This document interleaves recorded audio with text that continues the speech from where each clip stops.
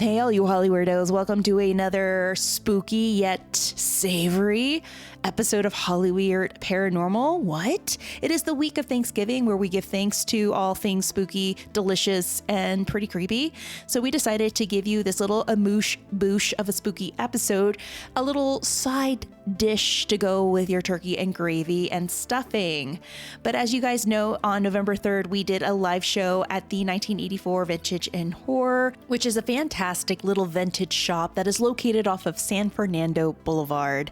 And it was there where we were able to share some of the most interesting legends and ghost stories connected to the city of San Fernando, Mission Hills, and even Silmar. I mean, I'm talking about stories connected to the old Pioneer Cemetery, the old San Fernando Mission, and even the San Fernando Brewery. There's a little ghost story connected to that little brewery.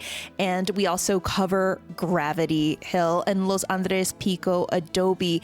Not to mention, during this live show, I presented a chilling EVP that we captured during a little investigation that I conducted with Cody Furman and a group of our little friends at the old Pioneer Cemetery. That is all included in this episode, guys. It gets better and even more chilling the further we go down this episode with the stories and even firsthand accounts. So you definitely want to grab that salt lamp, or if you don't have one, you can grab that salt shaker. And if you don't have that, then that's a little weird because everybody has salt in their kitchen.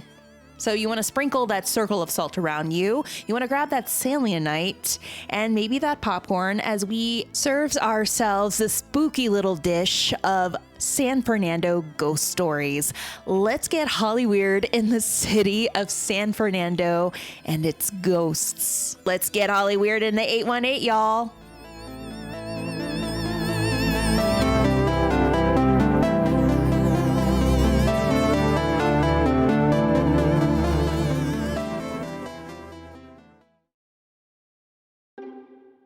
Hey friends, before we jump into this spooky little live show episode, there are many thanks that we definitely want to send your way, especially since this is the week that we give thanks. First and foremost, we give thanks to all of you guys, our listeners, and everyone that has supported us in the past and still continue to support us.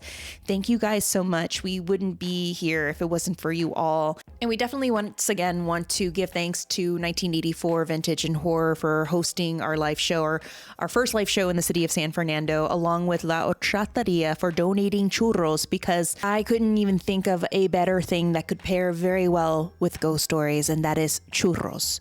Churros and maybe a botella de Coca-Cola and some ghost stories, man. It pairs very well together. So thank you so much, guys, for supporting us. And we hope to work with you guys some more in the future. I know we will. And I also want to thank Cody Furman of Cody Loves Horror for stepping in and filling in for Bryce Mitchell Williams, because Bryce had a major conflict with his work schedule, and there was just no way around it. So we just decided, let's just have Cody come in, and she was amazing. Thank you, Cody. If you are not following her, follow her on Instagram and her blog, Cody Loves Horror, because if you love horror and horror movies, you're definitely going to love her blog. And of course, our friend Tawny Lewis, or Intuitive Tawny, she came in and gave her experiences and a bit of a blurb on her readings of the Pioneer Cemetery that you'll hear in this episode. What are the ghosts or energies that she picked up while we toured this cemetery? You wouldn't believe it. And the stories connected. This episode is so delicious, and the ghost stories in regards to Los Andres Pico Adobe and the Pioneer Cemetery and the EVP we collected. You're ready for a really, really spooky tale with that segment of the live show. Another thing too, guys, if you're not doing anything, let's say around June, probably around June 12th through the 14th, the Windy City Parafest, our friends over there are hosting one hell of a weird conference. It's a social event focused on celebrating everyone and anyone intrigued by the strange and unexplained, from spirits and cryptids to UFOs, psychic phenomenon, hauntings, and all things wonderfully weird. And if you're a weirdo like ourselves, then this is the place to be. For 3 days in the heart of Chicago's magical summer, you'll dive into a thrilling lineup, spine-tingling storytelling, live podcasts, cocktail parties, sultry burlesque shows, paranormal investigations, even gallery readings, and a paranormal Pictionary hosted by Adam Berry of Kindred Spirits. Plus, you'll get to enjoy spooky art shows, take a haunted cemetery tour, and shop unique vendors. And then the ultimate bash. We talked about this in the past, guys. Haunted 80s prom. Oh yeah, it's going to be hosted by our friends Nicole and Noelle from the Quite Unusual podcast. There's going to be so many amazing individuals that will be in attendance, like ourselves. If you are very interested in attending this event in June, make your plans, book your flights, and learn more at windycityparafest.com. You can also follow them and learn more about the vendors, entertainers, and other creepy curators that will be in attendance at this event at Windy City Parafest on Instagram. And also, if you're a Patreon member from now until midnight, that's Monday, December the 2nd, you can get 10% off of tickets to the Parafest. If you are a Patreon member of Hollyweird Paranormal Podcast, you can travel on over to our Patreon page. There we have our secret code and you can save 10% off your tickets. This is a special discount that is only available for our Patreon community. So that is another wonderful perk that our members do get. And if you're not a Patreon member and are very interested in becoming one, then you can head on over to patreon.com/Hollyweird Paranormal. And there you can spend as little as $1 or more per month to help support the podcast. A little does go a long way. It helps us pay for our hosting site and or grab a cup of coffee when we need to interview, travel to places, and probably plan for our next live show. There's a lot of perks that come along with the Patreon membership. You get exclusive access to our Saturday Night Ghost Club podcast. These are episodes of ghost stories, real ghost stories that we collected from our friends, our acquaintances, co-workers, strangers off the street, because everyone has a ghost story. And we wanted to make this delicious little podcast, a little secret podcast for you guys to listen to these tales. And they are so creepy. So many of them are our favorites and you have to listen to them. We also have videos of our interviews, especially our little Estes session that we did together in the rope room of the Queen Mary. It is so cool. And we're just thankful for everyone who has donated in the past and still continues to donate. Thank you so much for supporting us, guys. It truly means the world to us. Also, if you're not following Hollyweird Paranormal, be sure to be following us on Facebook and Instagram at Hollyweird Paranormal, on X at HWP Podcast. And if you're interested in joining me for more spooky travels, you can follow me on TikTok at Haunted LA Girl as well. Also, if you are living in and around the Los Angeles area, primarily around Burbank, our friends over at the Mystic Museum just opened one hell of a spooky bodega. What? It's called Horror Bodega. Horror Bodega. Yes.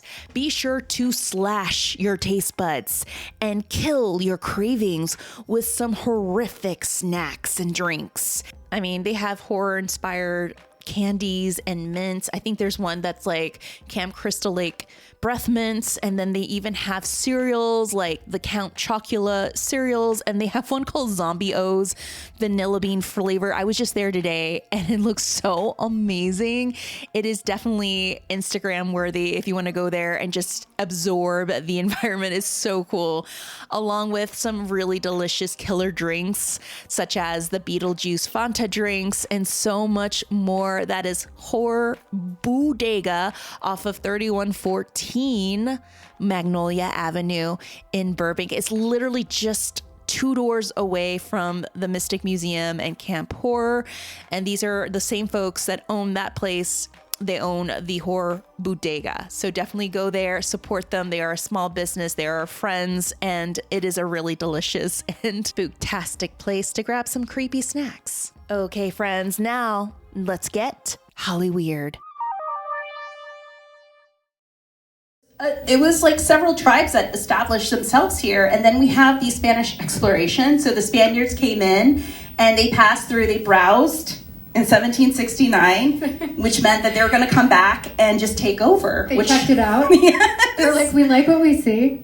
We're going to come back and put a mission here. We're going to put a mission here and convert a lot of people to Catholicism, which they did in 1797. So they built the San Fernando Mission Rey de España. And it was started by Father Fermin de Lacin. I'm going to butcher his name, but he did a lot of weird things, so he doesn't get that opportunity to have his name pronounced correctly. This mission is now a historic site, and San Fernando is nicknamed the Mission City because of its proximity to the mission.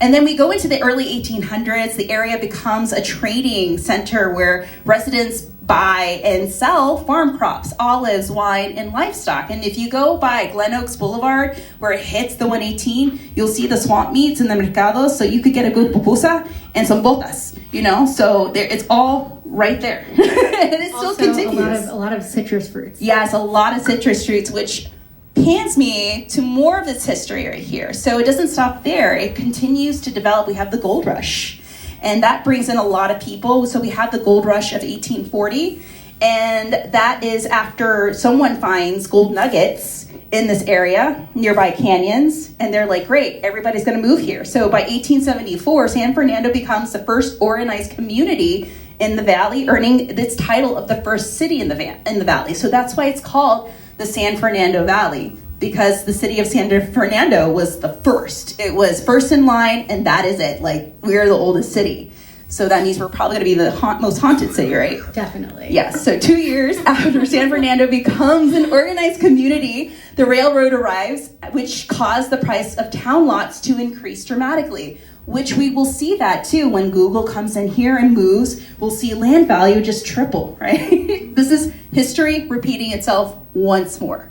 But once again, we have the boom of the citrus-based economy. So we're seeing a lot of orange groves, which drives a lot of money, which drives a lot of jobs. We had at the Adobe Sunkist right across the street.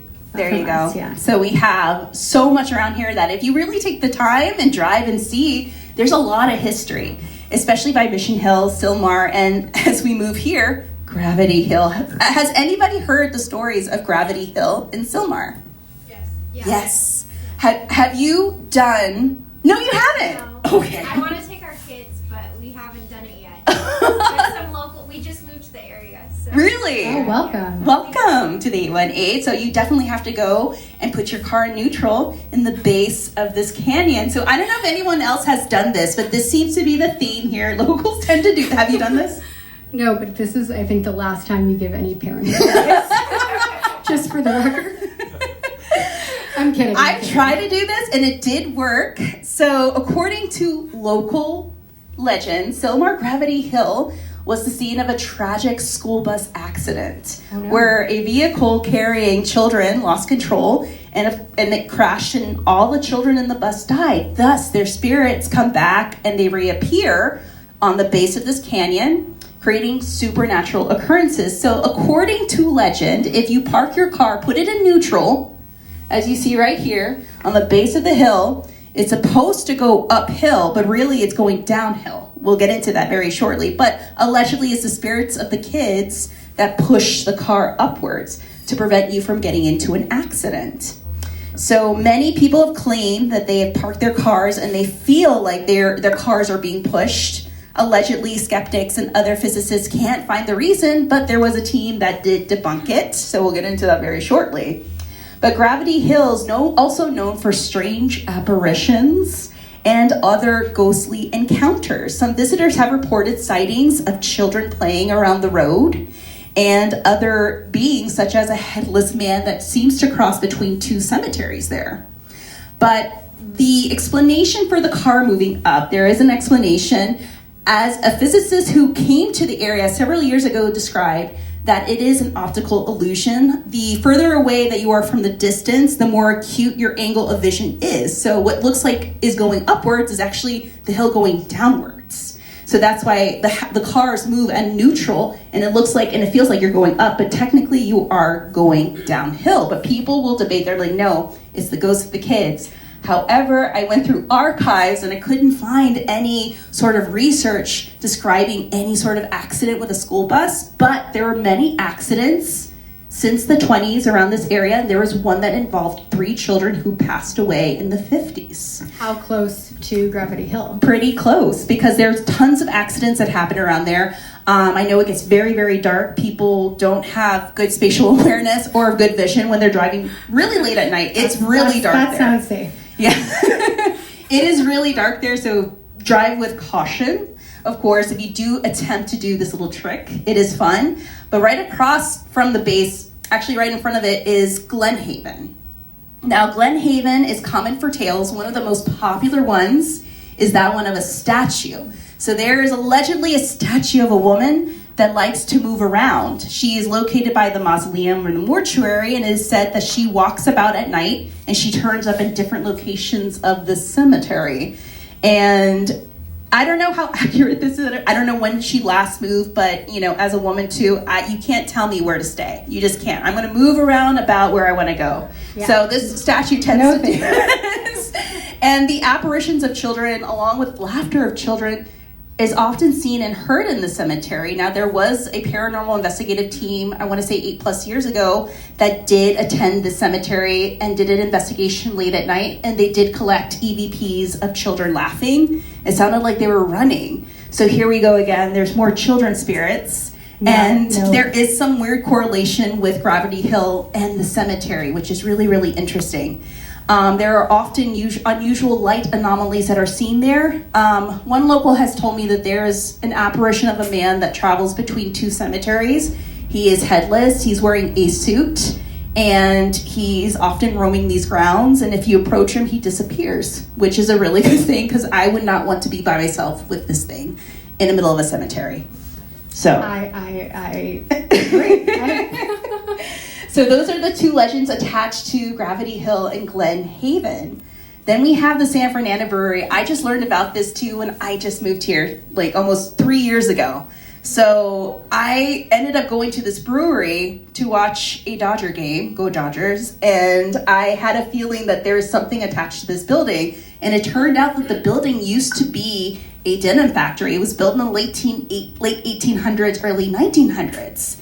So I got to speak with the long-standing staff member of the brewery, and she said that there is an apparition of a little boy that is seen in this brewery. So according to her story, she was the first one that saw him, and how she saw him was her and 2 other people were closing the brewery one night, and she was cleaning out the little beer tabs, the little faucets and stuff that I don't know the name because I don't drink beer often, but those little taps. And she noticed that there is some movement in the corner of her eye. There are some stairs that lead up to the manager's office. And she said that she sees this little figure go up the stairs, and she turns, and it's a little boy. And it's a little boy wearing suspenders. He has these knee socks and tennis shoes. And she's super confused. She's like, did someone bring their child, or did someone drop off their child at a brewery? But as the little boy was going up the stairs, he disappears, and she freaks out. The manager comes out of his office. He's like, what's going on? She's like, there's a little kid here. I swear there's a little kid here. And ever since then, people have heard and seen what looks like a little boy, not of this time period, roaming around the brewery. Sometimes they hear him running, or they see like the tip of his edge like behind the bar. It's really weird. And I don't know why he's always behind the bar. I think he's trying to drink in the afterlife. It's like, it's very lonely here and I need a beer. But another thing too that they often notice is that the beer glasses and even the taps move on their own as they're closing. So those are things that they do encounter at the San Fernando Brewery, which is really, really interesting because not a lot of ghost stories come out of there. Did she say that he seemed nice? Was he scary? He seems very precocious. Okay. Very, yeah, like he's just playing games, and a lot of people are like, is there an evil connotation when it comes to child spirits? I don't think so. Not with this one. I've heard some stories I'll tell you about later. But if you ever go to the San Fernando Brewery, have a beer and listen to some of their ghost stories, and you wouldn't be sorry. It's really, really nice around there too. Now, the San Fernando Mission, we all know and have heard about the San Fernando Mission off of San Fernando Boulevard. Now, there are many legends attached inside and around this mission, but the most popular one is that of an apparition of the skeletal priest, and who's often seen roaming around the mission. There's also one of a woman crying and wailing in agony by the fountains. And it seems like they kind of shift between two other areas, Alamany High School and even Brand Park. Now, Alamany High School is really interesting. I don't know if anybody has gone there, but there is the legend of the woman in white. Allegedly, if you roam around the grounds late at night at Alamany, screaming the woman in white 3 times, she's supposed to appear. Another good high school, dare, if you go to the park, I'll pull it up right here. If you go to Brand Park, allegedly, if you run across the park screaming 3 times the woman in white, she's supposed to be appearing right before you or chasing you out of the park. But really, it's Bryce Mitchell Williams dressing up as a woman in drag, to which is what he's doing right now. But the Brand Park, Alamany, and San Fernando Mission legends and hauntings are ones to definitely look into. I do know that Richard Sennett and his paranormal investigative team almost 15 years ago investigated the San Fernando Mission. I do know that they excavated remains of individuals beneath the mission. So they already disrupted something there. And of course, it wasn't all cheery in that mission, was it? No. There are a lot of things that happened that are not very Catholic. They were not. No, so they painted as they came here to help, but really it was no, they're going to convert and work for us and do some really not nice things, right? Yeah, and build the adobe. Yes, and build the adobe as well. Now, Brand Park also has 2 other legends. This is another one that I heard from many locals too.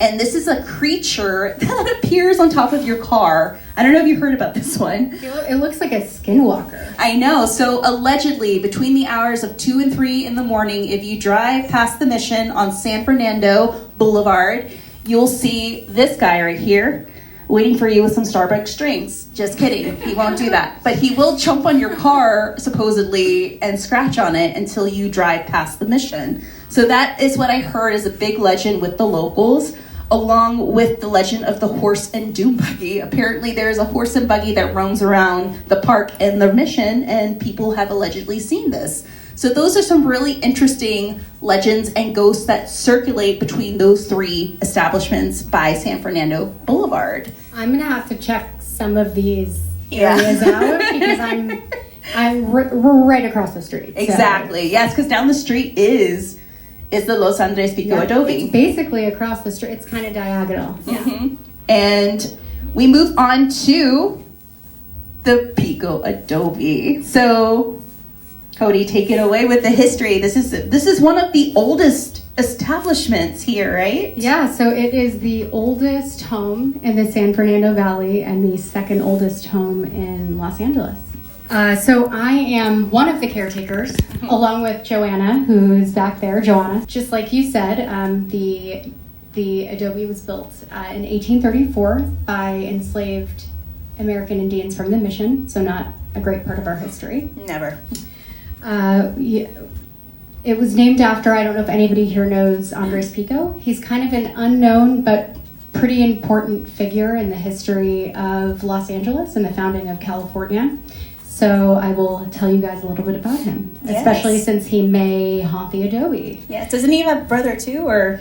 He does. So Pio Pico, his older brother, whenever you see anything around LA that says Pico, that's named after him. Mm-hmm. The Pico House in downtown Los Angeles. Yes. Yeah. Yes. Yeah. Pico Reserve. So there you go. So basically, Andres Pico, he was really prominent here when this was still part of Mexico. He was a ranchero, he was a general in the Mexican-American War. That's probably what he is best known for. He negotiated the end of the war on behalf of Mexico. So he surrendered for Mexico, and he ushered California into the United States.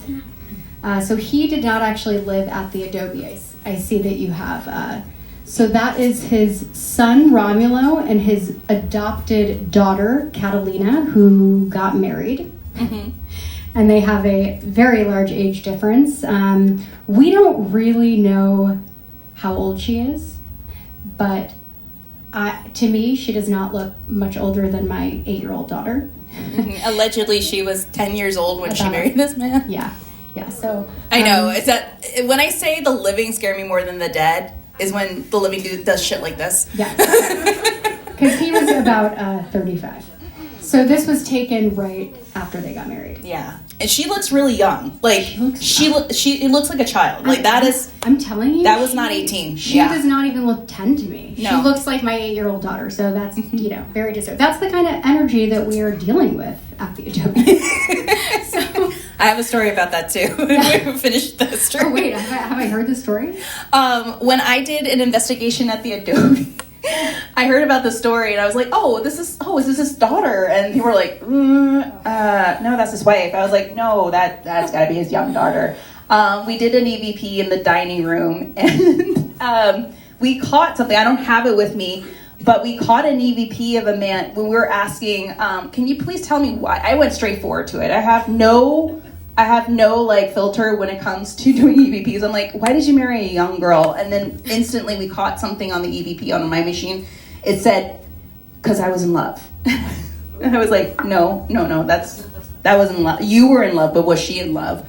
And it was just very eerie. It was like matter of fact, no, we were in love. It was like, no, I was in love and this is what happened and that's it. That's all I'm saying. And we didn't get anything else after that investigation. And it was a man's voice after I asked that question, which was really, really interesting. That's why I can't believe I don't know this story. Yeah, it's wild. It happened I think this was in 2018, 2019, yeah. Okay, so that was actually before. I've only been there for a few years. Mm-hmm. Should we talk about some ghost stories? Absolutely. Since we have touched a bit on the history, there's quite a bit of ghost stories attached to the Adobe. Has anybody traveled to the Adobe? No? You guys have. Oh, perfect. Yes. Well, you guys have to come. Yes. If you like history, and especially haunted history, it's really fun. It's free. And there's no cost to it. You could go and roam the grounds and tour the Adobe and all of its surrounding parts. Yeah, we're actually located inside of a 3-acre public park. It's so amazing. You can come and walk your dog there. Yeah, I have done that before. I'm like, please don't look at the ghost. Ignore the ghost. But yes, please indulge us with some ghost stories. Yeah. Okay, so we have a record of paranormal activity there dating back almost 100 years. And the most common occurrence is people will be upstairs and they will hear what sounds like somebody walking around downstairs in heavy boots. Oh, wow. And so this has been, over the past 100 years, people have experienced this many times. And it's been documented, right? It has been written about in journals almost 100 years ago. Right. So it's very well documented. So the Adobe did go through different hands. It did. And I think there were 1 or 2 people that actually documented this occurrence. One was I think it was in the early or mid 1900s. Someone actually recorded that they heard those boots, right? Yeah, so this was in 1930, Mark Harrington, he was an archaeologist. He and his wife purchased the Adobe and they restored it. And immediately they moved in and they were living upstairs and they started restoring the downstairs first, and immediately they started hearing the footsteps at night. So when you move into a haunted house, guys, have a journal. Write everything down. Otherwise, nobody will believe you. Yeah, that's what I always tell people too. Like, if you are experiencing any sort of paranormal phenomenon, just document it. Write the time, write the place, write what you heard or seen, and document it, because you never know. It goes to show that this is something that was even before the shows, before the paranormal world kind of blew up mainstream, that this is phenomenon that has actually been documented. Yes, and I have a second part to that story. Oh my God. So you mentioned the Lopez Adobe earlier. Yeah. One of the very first times that I was at the Andres Pico Adobe, I met a man, I forget his name, from the Lopez Adobe. So nice. He's been there for many, many years. He was he was a volunteer at the Andres Pico Adobe, and he was having an event there. And the event was outside in the courtyard, and nobody was allowed in the Adobe. So he locked the entire place up, and he's outside, and he sees this woman standing at the living room windows, and she's going like this. She's tracking something up and down the living room. Oh no. And he's like, what? He doesn't see anything. She swears that she sees a man that looks 1800s, looks like he's maybe an outdoor laborer, farm worker of some kind, pacing up and down the living room. And that would support what so many people have experienced over the years. Exactly. Yeah. And there was a story too I heard about a Boy Scout group, right? Yes. Like, because it was owned by the YMCA at one point. Yeah. So in the 60s, a Boy Scout group was doing a camp out, an overnight camp out, and they were camping out upstairs. They kept hearing, the whole place was locked up. They kept hearing footsteps, clunky footsteps downstairs. They actually called the police, and nobody was there. See, that's another. See, and there. I just got chills telling myself that story. So we're seeing parallels from the 1900s, the 1960s, and even now. I think I have other volunteers. Joanna, too, you could even chime in if there's been other volunteers that heard like footsteps or. Well, okay, so I have an amazing friend, Eddie Connor, who's a psychic. I don't know if you've heard of him. He has a very big list of big name clients. He's legit. If you ever need a psychic or a medium, seriously, you will have, it's a life-changing experience. Everybody I sent him to is, so he was there. He did a reading of the Adobe in the space, and I asked him if I could blindfold him, pick him up from his house in Burbank, blindfold him, and take him to the Adobe. He knew absolutely nothing. He walked in, did not even know where he was. We made sure everything about the Adobe was hidden. And immediately when we got inside and we were in the living room, he channeled the spirit of he described just like that woman described.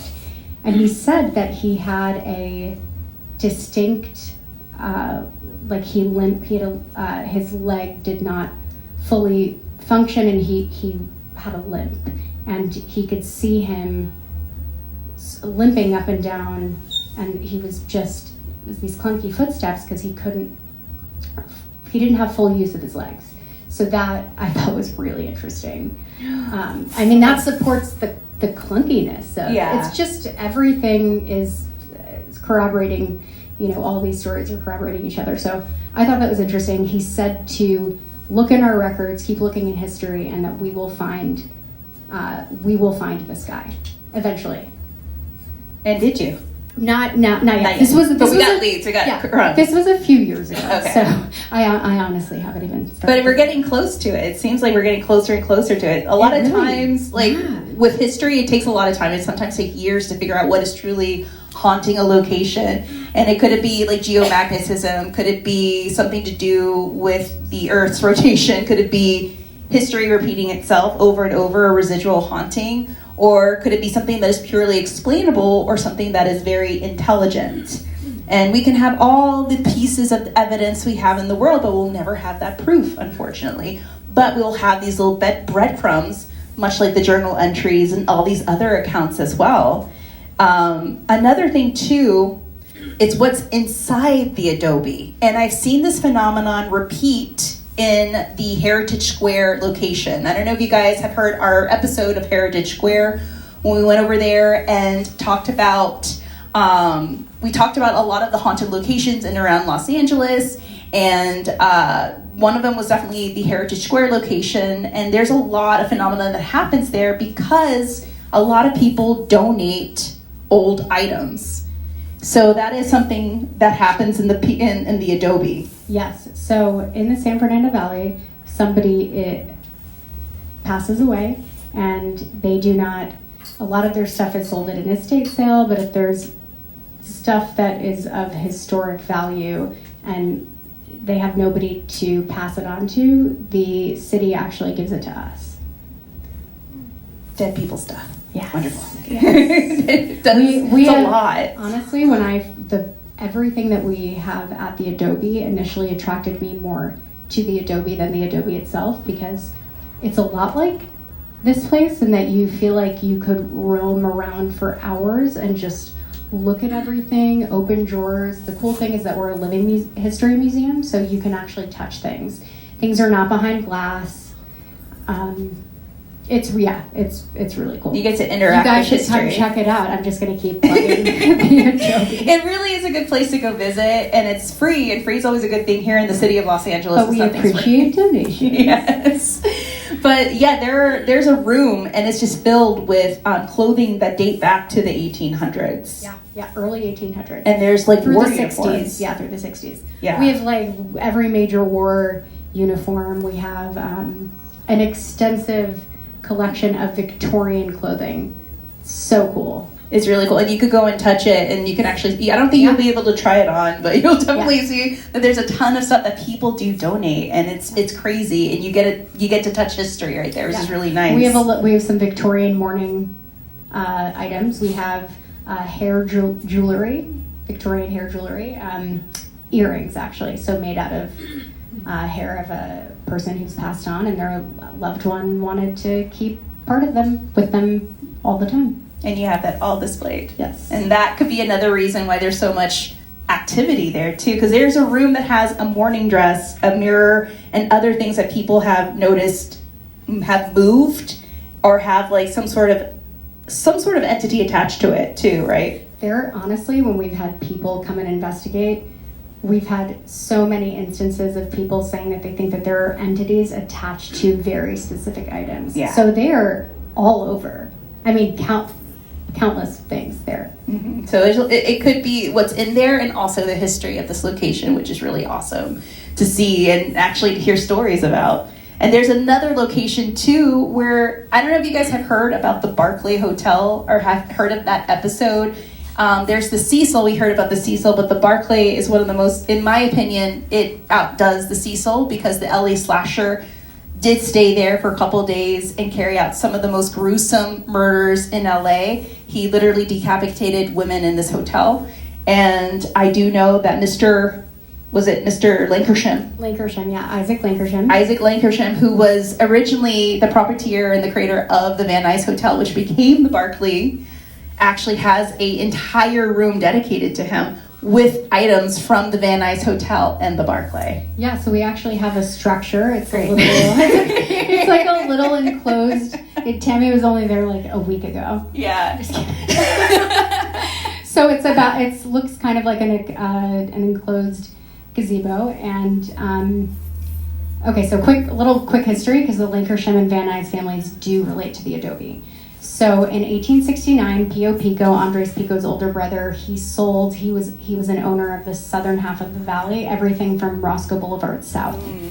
He sold all of that land to Isaac Lankershim and Isaac Van Nuys, who originally, before they turned it into a suburban development, it was a dry wheat farm. And the San Fernando Valley was one of the biggest exporters of wheat in the world. So Pio Pico used that money from the sale to build the Pico House Hotel in downtown LA, which at the time was one of the grandest hotels in the world. Yes, it also has a slew of ghost stories attached to it as well. Yes, yeah, it's another haunted location. And it's really sad because it is not at all earthquake safe. Yeah. So nobody's allowed in anymore. So that's why it's vacant. Yeah, it's really sad. I think that the city at this point realizes that it would be so much money to restore. I hope that they will at least just let it sit there. Which it looks like it's going to. For the rest of its life. Let's hope. But yeah, and sadly, Pio Pico, he actually gambled all of his money away. And he ended his life completely destitute, but that was not before he decided to sue Romulo Pico, Andres Pico's son, to try to take all of his inheritance away, because he had no money left of his own. So that was not cool of him. He did that because Romulo Pico was born out of wedlock. Oh, so he thought he had a case for it, but actually the court denied it. So It's great. He was not being a very good uncle. You can't even trust family sometimes, even back in the day. He was desperate. He was clearly desperate. But a lot of that is history, and it's an explanation of how it's all connected here in Los Angeles. Because like people don't associate the adobe with the Pio Pico house. People drive up and down Van Nuys Boulevard, and they drive down Lancashire, and they have no idea where those names come from. And that's where it comes from. Yeah. The original like forefathers of the valley, technically. Yeah. But there's another area located almost down the street from the adobe, and that is Pioneer Cemetery, right? Yes. Okay. So we also have the San Fernando Valley Historical Society also has a cemetery, a Pioneer Cemetery. It's located in Sylmar on Bledsoe Street, if anybody's familiar with that area. It was founded in 1874. It was first called Morningside Cemetery. We have at least 214 people buried there at minimum. That's what we found out when we did ground penetrating radar. But as I'm sure you know, Tammy, that type of radar does not pick up the bodies of babies and young children. And oh, that's not good. no. And I mean, at that time, the time that the cemetery was active, the rates of infant and child mortality could be as many as triple what adults are. So I would guess that there is more than 214 people buried there. That's a lot because it's not such a big cemetery. It's almost 3 acres. Yeah. And there are a lot of legends attached to the cemetery of it being just a baby burial ground. There's also rumors that it was an Indian burial ground and that other bodies were built on top of the bodies of First Nations people. So that's another legend, and a pet cemetery.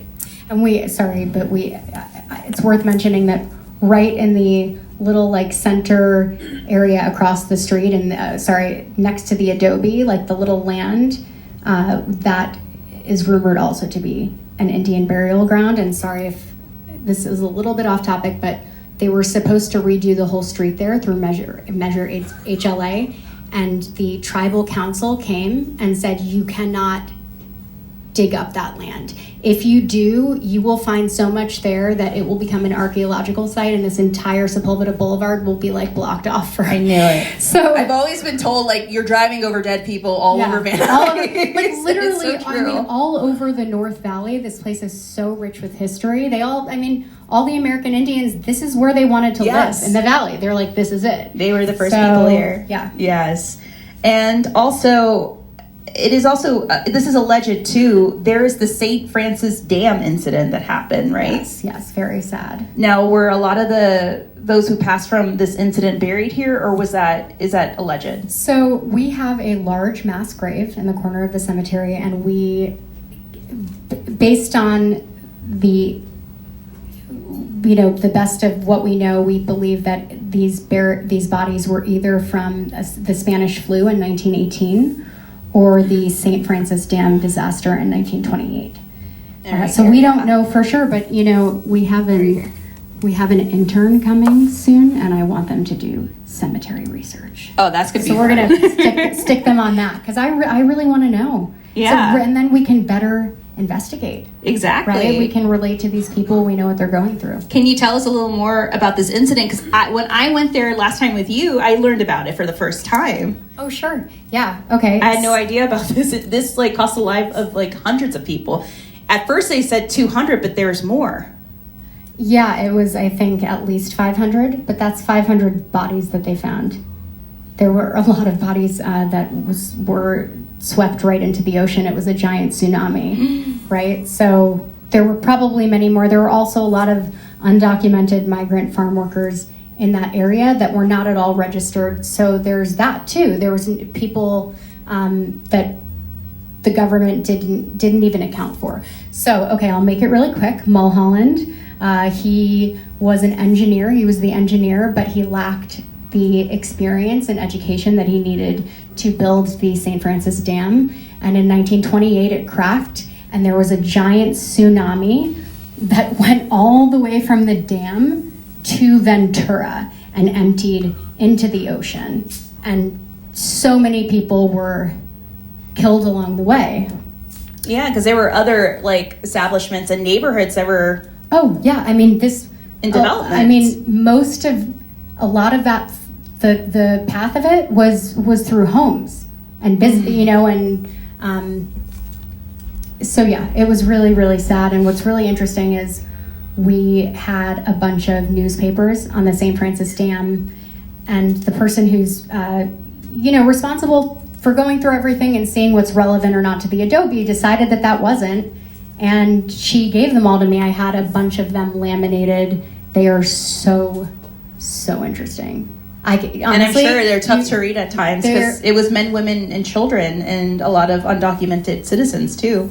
So many, and I will lend them to you if you want to read them. Mm-hmm. It is, I mean, it's the racism in the newspapers it is so sad. Yeah. So that's hard. That's very hard to read. Oh, I bet. Especially as a volunteer researching, you're like, how times have changed. I hope so. I hope so too. But there's also Hollywood history attached to the cemetery too, right? Yes, please tell us about it. I've talked enough. So what's really cool about San Fernando is that, especially in this cemetery, it was the site of one of the most famous horror films ever made. Like, the cinematography was so good. It's Plan 9 from Outer Space, starring Vampira and Bela Lugosi. And that is Bela Lugosi at the Pioneer Cemetery. I bet there's something from Planet 9 from Outer Space here. Yes. Am I right? I'm sure there is. There has to be. Yeah, at least something. But this was, I don't know if it was B or C or D. It was so bad. If there is, I want it. Like, there's a scene where there's a spaceship, but you could see the string like going like that. It is a really good watch if you want a corny movie, but this movie was actually directed and written by Ed Wood. So it has a lot of history. The cemetery continues to grow with history. We have Bela Lugosi in his Dracula outfit. We have Vampira, who shows up with one of her ghouls, and it turns out that this gentleman right here, he was the reason why Plan 9 from Outer Space was shot in the cemetery, because his father was a sheriff of the San Fernando Police Department.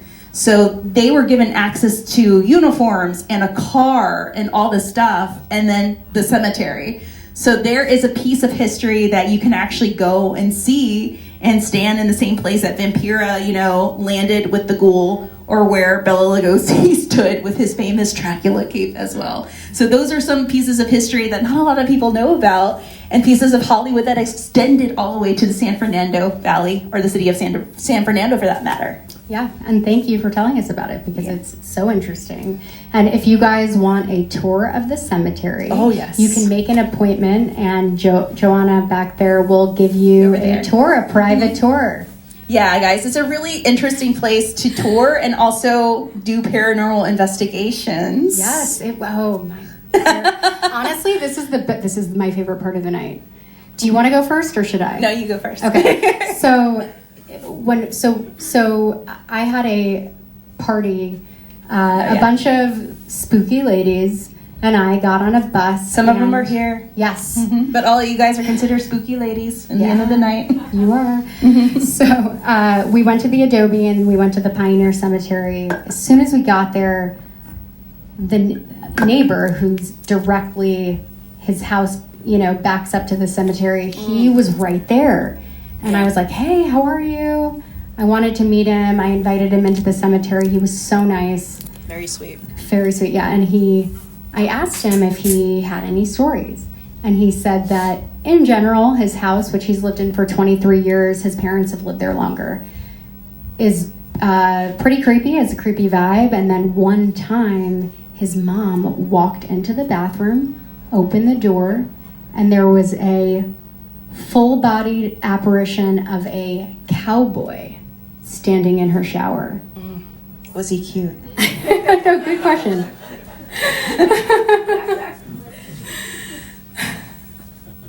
Was he? I know, right? In the shower. I know. It's a good, honestly. I'm married. It's so funny because I was just talking to him and he's like, you should come over and investigate the house. So Yeah. I'll have to ask his mom. Yeah, but it was the mom that saw him, right? Yeah, it was. And the mom is not into this type of these types of stories and this research and the study. Like, he didn't mention that she was. But it was a really cool story because that's why people are like, oh, I've never lived by a cemetery. And other people are like, I love living by cemeteries. It's one of the most quietest, like, it's the quietest place to live. But sometimes it cannot be that quiet. Yeah. You have allegedly cute cowboys in showers.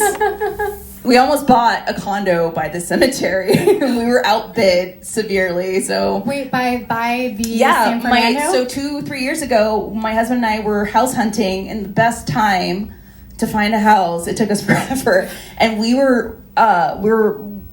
really wanted this one particular condo because of the way it was laid out, and the kitchen was beautiful. And then I was like, I'm not even joking. I opened the curtains, and there is Pioneer Cemetery. It's like, we'll take it. We'll take it. How much is it? 1.5. You're like, hey, Cody, I will work here for free. Give me a key. But yeah, we almost did buy a condo, and I always wanted to know if people ever like experience anything there.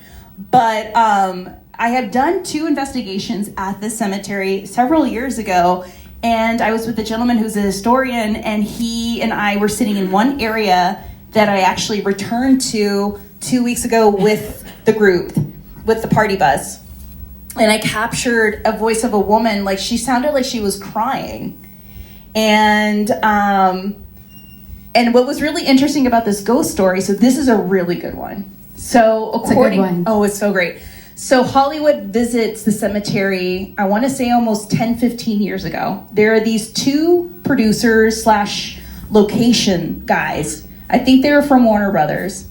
They are given permission through one of the volunteers to go in and scout and take pictures of the cemetery. They wanted to put in a show or a movie. And they're just taking pictures. They had no idea about the ghost stories, right? So after they took the many pictures that they needed to take, they were there for a good hour or 2. One of them goes back to his office. He uploads the images, and he's going through them. And then there's one, he's like, what in the hell? There is an apparition. It looks like a woman. It is an apparition of a woman in one of the images, and she is wearing a brown dress.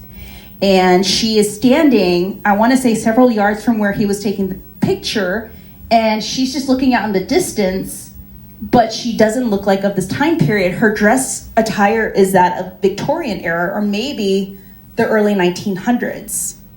So he is just like baffled by this. He sends the image to his friend that was with him that day, and he's like, but we were by ourselves. There was no one around them. It was just them 2 who made this private appointment to take pictures for this film.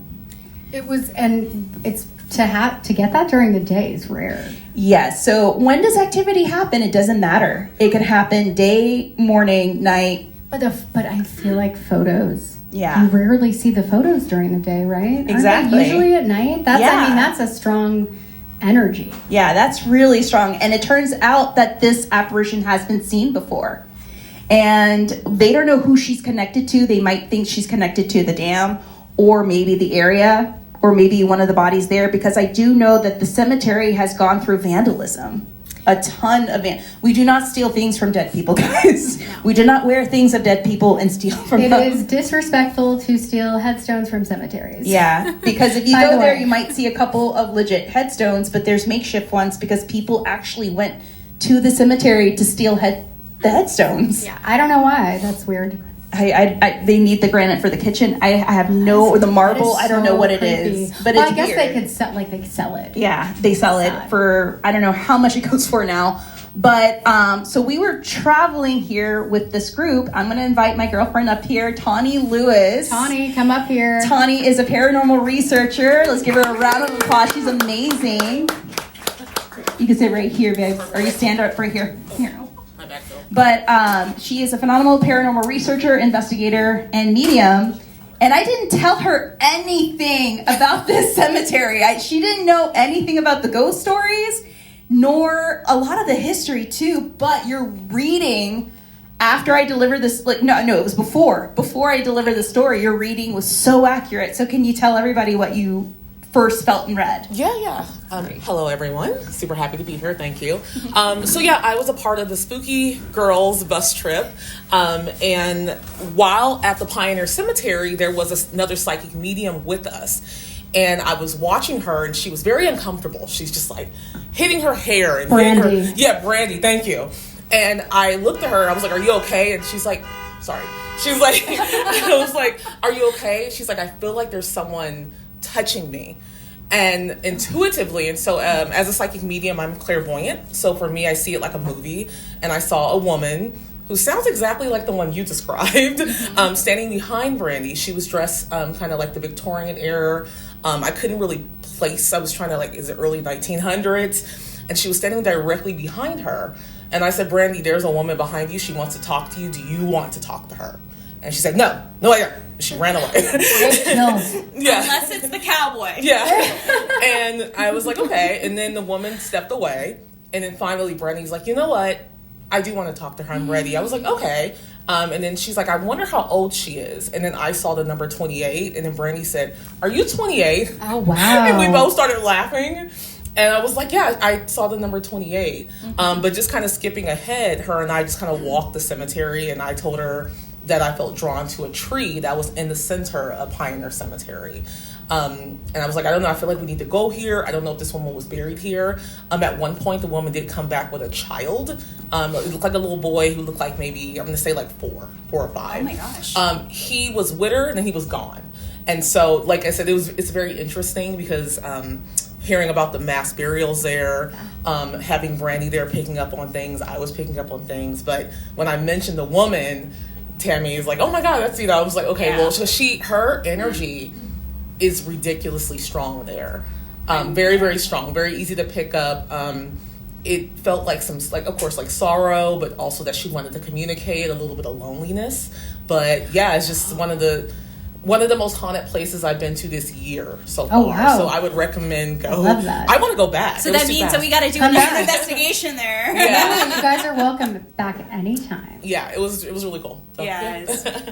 Did you pick up on how she was feeling? Like, was she sad? Was she crying? Was she wailing? Did she look angry? Or she seemed sad but more lonely, just because almost So like with sad. Brandy, because energetically I can usually pick up on when someone else is a sensitive or medium or psychic. And so I don't know if she saw Brandy. It was like, oh, I'm sure she can feel me, because sure enough, Brandy's like, oh my God, like moving herself, moving around. And so I think she was trying to communicate to her. So I felt like it was more of a lonely type, but also the fact that she went and got the little boy, almost like, look here, this is my son, and then he left. So this is heartbreaking. Yeah, she was trying to introduce us to the boy, and even though I was picking up on her, I didn't feel like she was directly talking to me. I felt like she was directly speaking with Brandy, but I could see her clear as day, which was even better because I was able to just kind of intuitively pick up energy from this woman and give Brandy the information I was getting. I love that you guys were so in sync. Yeah, that was fun. Yeah, that proved a lot. That proved a lot, because this was before I shared the ghost story. You had no idea. Oh no, I didn't know anything about it. Nothing about it, because that story of the producers is not documented anywhere. And I know that it was told to a historian who then told it to me, because he knew them through another friend of theirs, because he also worked in the industry as well. So it was just something that was so astonishing that they had no idea about the hauntings, and then they pick up on this woman, and then now Brandy picked up on it as well. Yeah.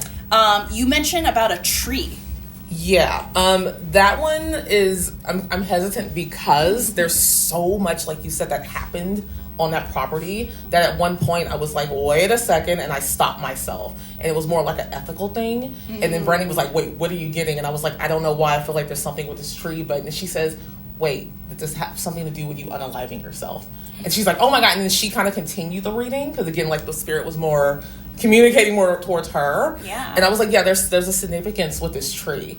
So if this woman did commit suicide there, still I believe she's buried there, her son's buried there. But it will be interesting to dig deeper. We weren't there that long, to where I was like, okay, is that the case? Did you commit suicide, or were you a part of were you drowned? Or whatever. I'm very, very curious to kind of hear her story because she was so communicative. Brandy also picked up a man that was a little further down. I felt him too, but I told her I felt like he may have worked there. I was like, I think there's someone that worked here, but he really cared about this property. So there's a lot of spirits there. That's why I was like, I want to go back. Well, because it was farmland before it was a cemetery too, so it has a long... Makes a lot of sense. Exactly. Yeah, very, very interesting property.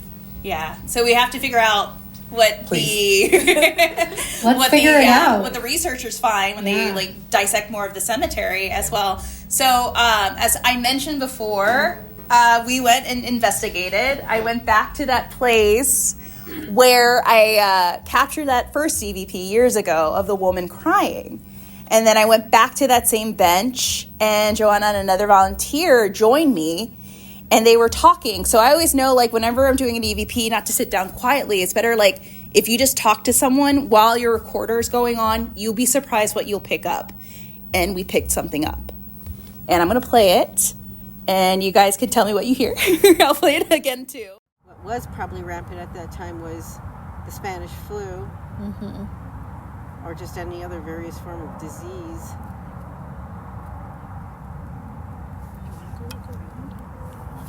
Yeah.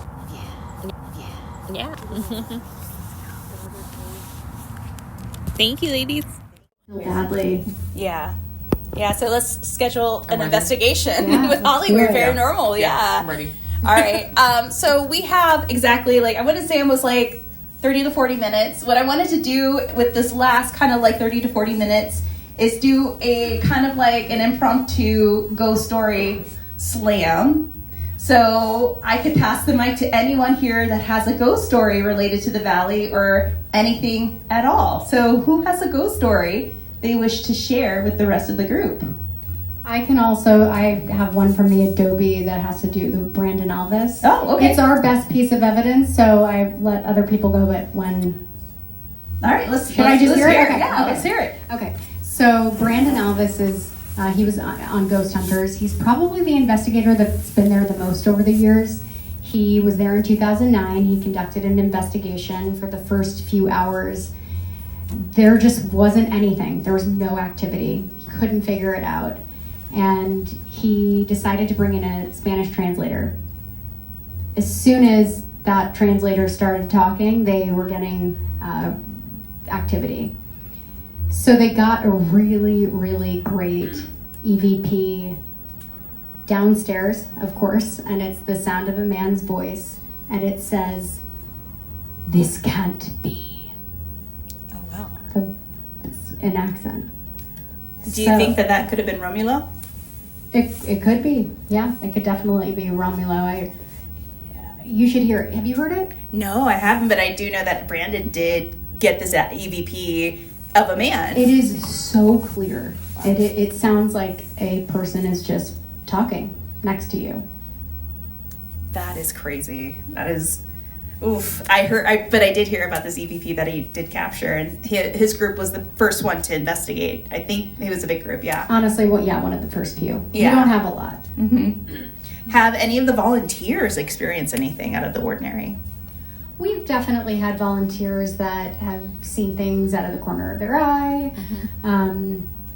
They've heard things. A board member was upstairs recently, and he was archiving, and he thought he heard somebody maybe whisper behind him.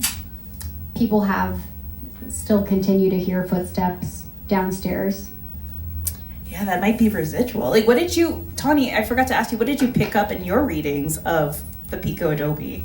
Oh, yeah. That one was fun because I believe, Cody, you told us outside there's a tractor trailer. I think it was something outside. Yes. Okay. So when I mentioned Eddie, the psychic, and he was channeling that spirit of the farm worker, he saw him in the living room, and he saw him out by that farm equipment. Okay. Yeah, we went out there, me and Amy, an investigator from Northern California, and as we were walking over and unpacking our equipment, I said, hey, I feel like there's two of you out here. Could you confirm that? And she put the dead bell out, and it started to ding. And I was like, okay, I'm seeing two guys, and one was fairly young, like younger, and one was older. And then it kept going off. And so we continued the communication there, whereas we were getting responses with the, I believe the spirit box I had on.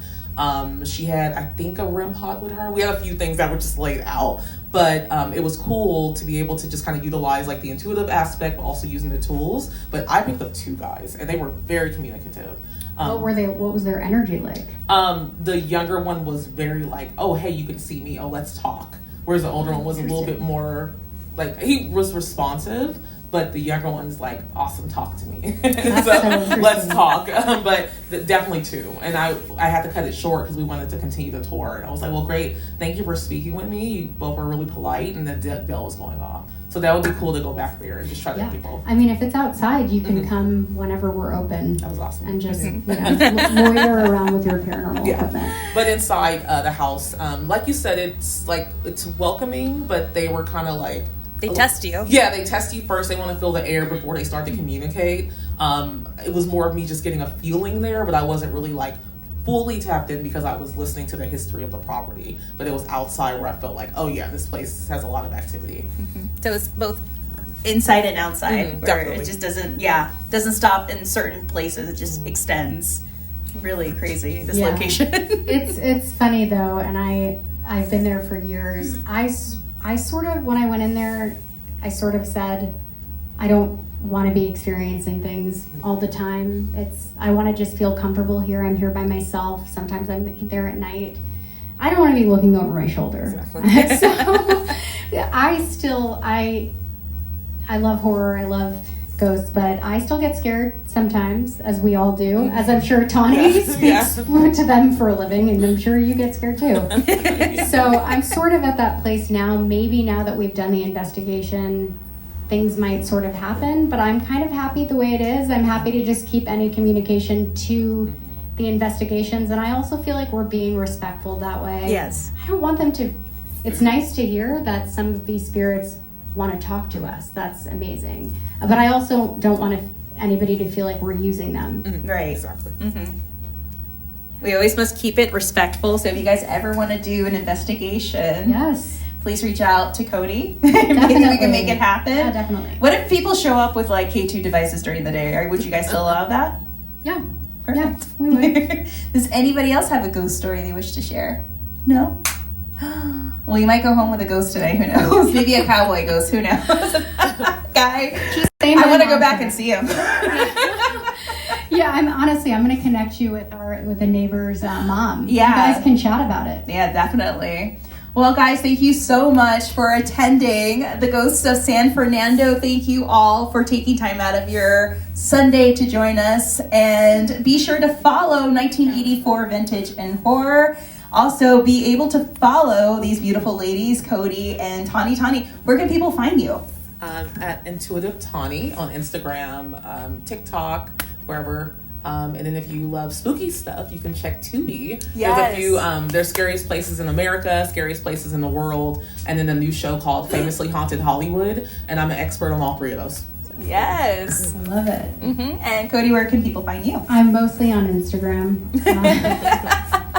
The other platforms have sort of fizzled out a little bit.